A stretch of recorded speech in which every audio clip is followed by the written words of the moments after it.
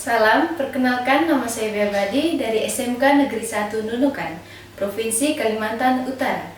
Saya akan membawakan monolog yang berjudul Mentari. Selamat menyaksikan.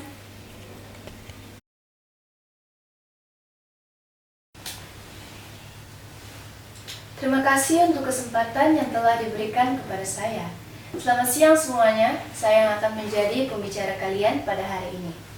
Mungkin beberapa dari kalian sudah mengenal saya, dan mungkin juga ada yang belum. Nama saya Yu Mentari, berkuliah di Universitas Negeri Yogyakarta, mengambil S1 program seni tari. Sembari berkuliah, saya juga membuat konten-konten video di YouTube yang berisi tentang tarian tradisional untuk memperkenalkan kepada anak-anak muda zaman sekarang. Selain itu, saya juga ingin melestarikan tarian budaya yang ada di Indonesia. Baik, tanpa berbasa-basi lagi, saya akan memulai menceritakan pengalaman hidup saya hingga bisa seperti sekarang. Saya terlahir dari keluarga yang miskin, tinggal di rumah kayu bersama ibu saya. Ayah saya telah meninggalkan kami berdua. Saat itu saya masih seorang balita dan perekonomian kami masih sangat susah. Mau tidak mau, ibu saya harus bekerja 2 kali lebih keras untuk hidup kami berdua. Selang beberapa tahun, saya telah menginjak bangku SMK. Mungkin dari sinilah perjalanan hidup saya yang sesungguhnya dimulai. Di suatu pagi, masalah baru datang lagi. Mungkin masalah kecil bagi orang lain, tapi bagi saya, ini adalah masalah besar.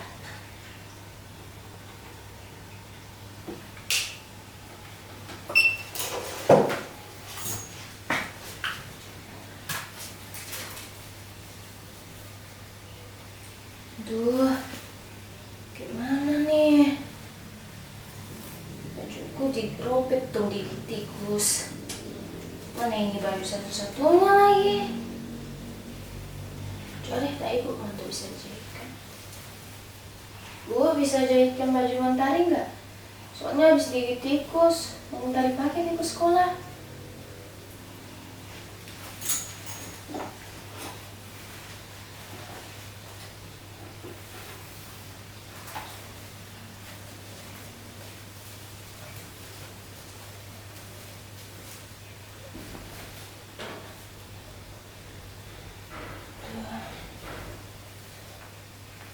Maaf ya nak, ibu belum bisa memberikan kamu baju baru. Padahal ibu sudah janji. Sudah nih, coba kamu pakai. Oke.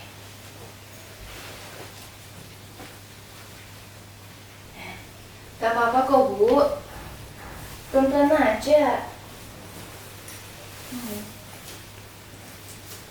Wah, masih bagus nih dipakai bu.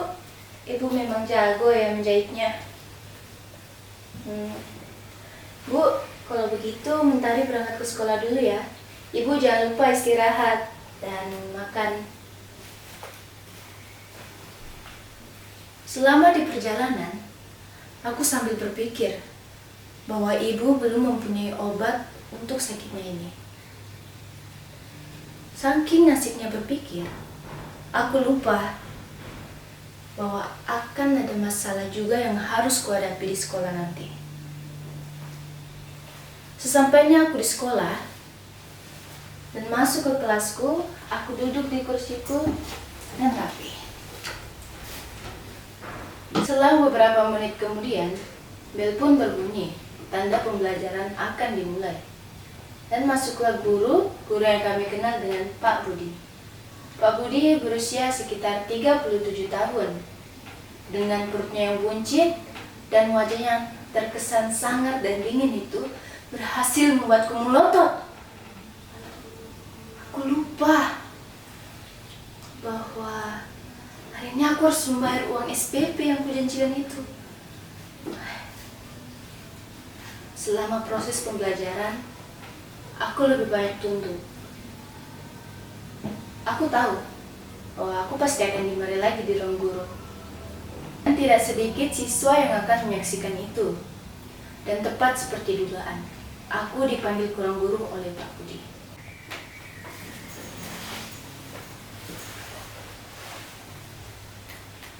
Mentari, mana uang SPP yang kamu janjikan?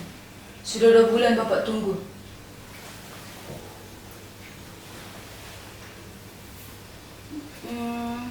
Maaf Pak, saya belum mempunyai uang untuk melunasinya.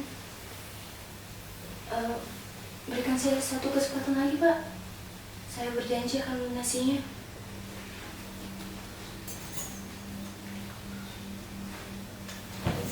Janji, tapi tak pernah kamu tepati. Bapak keluarkan kamu dari sekolah. Mau Bapak panggil orang tua kamu.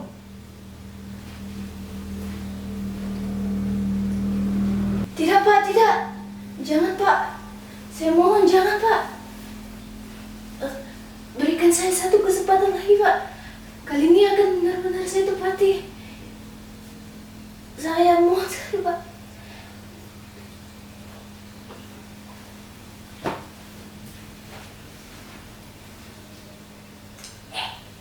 Ya itu aja. Miskin sekali. Senang aja.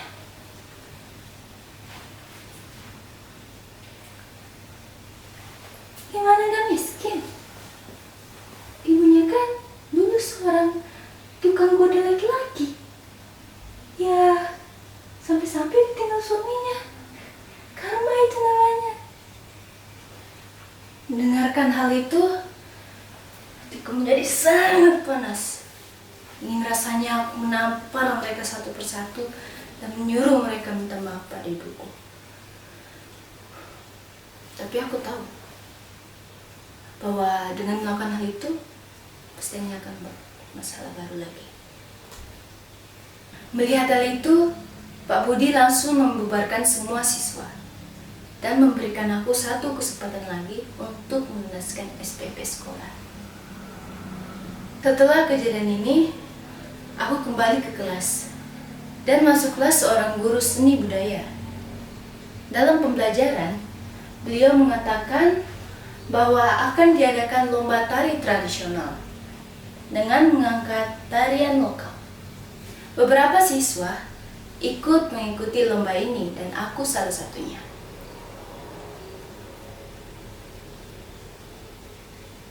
Sehabis pulang sekolah, aku mulai berlatih sampai waktu seleksi diadakan. Ternyata dalam sekelasku yang bernama Mia juga mengikuti lomba ini. Jelang hari seleksi diadakan, ternyata usahaku selama ini tidak sia-sia. Aku lolos. Aku berhasil memenangkan dan berhasil untuk mewakili sekolahku ke tingkat nasional. Namun, Mia tidak menunjukkan ekspresi suka atas kemenanganku.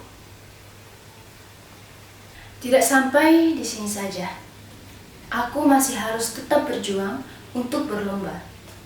Tidak lupa aku berdoa untuk meminta kemudahan ke depannya. Banyak orang meremehkan kerja kerasku dan mengatakan bahwa aku tidak akan bisa menang. Tapi aku tidak gentar dan berputus asa. Aku tidak mempedulikan omongan mereka, karena akan kubalas mereka dengan prestasi yang akan kudapatkan.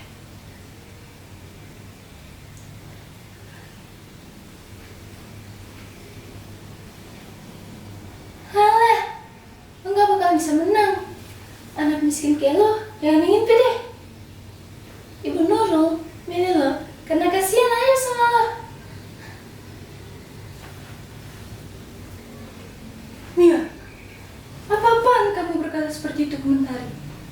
Ibu memilih dia karena dia layak. Kamu jangan sembarangan ya berkata seperti itu ke teman kamu sendiri. Kamu seharusnya mendukung dia, bukan malah menjatuhkan. Mendengarkan hal itu, Mia langsung berlalu begitu saja, meninggalkan kami berdua. Ibu Nurul memberiku semangat dan berkata untuk jangan pernah menyerah. Hari yang ditunggu pun tiba. Aku sudah siap dengan segala urusan, baik dari makeup, properti, dan busana. aku menampilkan salah satu tarian daerah, yaitu tarian Dayak.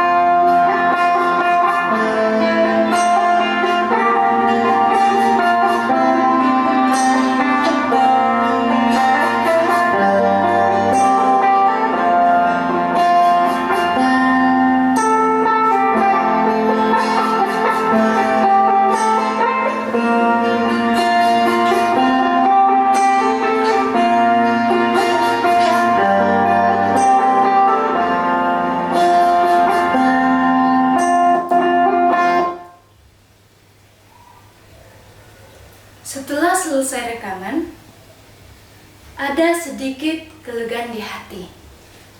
Tapi ada juga rasa takut karena aku sangat berharap agar dapat memenangkan lomba ini dan bisa mendapatkan uang untuk membawa ibu ke rumah sakit dan membayar uang SPP sekolah. Hari pengumuman pun tiba. Jantungku berdegup sangat kencang, tak karuan. Keringat dingin disertai dengan rasa takut yang seolah-olah berkata bahwa aku tidak akan menang. Ibu yang melihat itu langsung menenangkanku dan berkata bahwa untuk tetap menyerahkan semuanya kepada Tuhan dan Dia pasti akan memberikan yang terbaik bagi anaknya. Tiba saatnya aku membuka web pengumuman. Dan ternyata, boom! Aku berhasil. Aku menang. Aku berhasil mendapatkan tempat pertama dan mendapatkan uang yang sudah lebih dari cukup untuk membawa ibuku ke rumah sakit dan untuk membayar uang SPP sekolah aku sampai lulus. Yes. Setelah kejadian itu, kehidupan ibuku dan aku berubah 180 derajat. Banyak job-job yang mulai memanggilku untuk menari di situ, menari di sana. Dan aku berhasil memenangkan lomba di luar negeri dengan membawakan salah satu tarian daerah yang berada di Indonesia. Kami sudah bisa mengontrak sebuah rumah yang lebih layak untuk ditinggali. Ibuku juga sudah sembuh dari penyakitnya dan bisa bekerja dengan membuka usaha toko menjahit sendiri. Dan orang-orang yang dulu membenciku kini menjadi sangat baik kepadaku.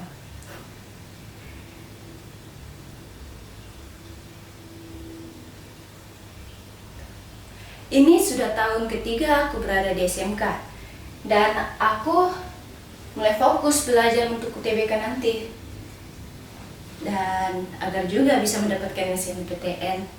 Selang beberapa bulan berlalu, aku berhasil mendapatkan SNMPTN dan berhasil lolos di semua PTN yang aku minati. Dari ketiga PTN yang menerimaku, aku memilih Universitas Negeri Yogyakarta. Dan pihak kampus memberikanku beasiswa sampai lulus. Dan pihak kampus memberikanku beasiswa full sampai aku lulus berkuliah. Perjalanan hidupku tidaklah mudah. Banyak rintangan yang harus kuhadapi. Tapi aku tidak menyerah maupun berputus asa. Dan aku sadar bahwa perjalanan hidupku tidak sampai di sini saja.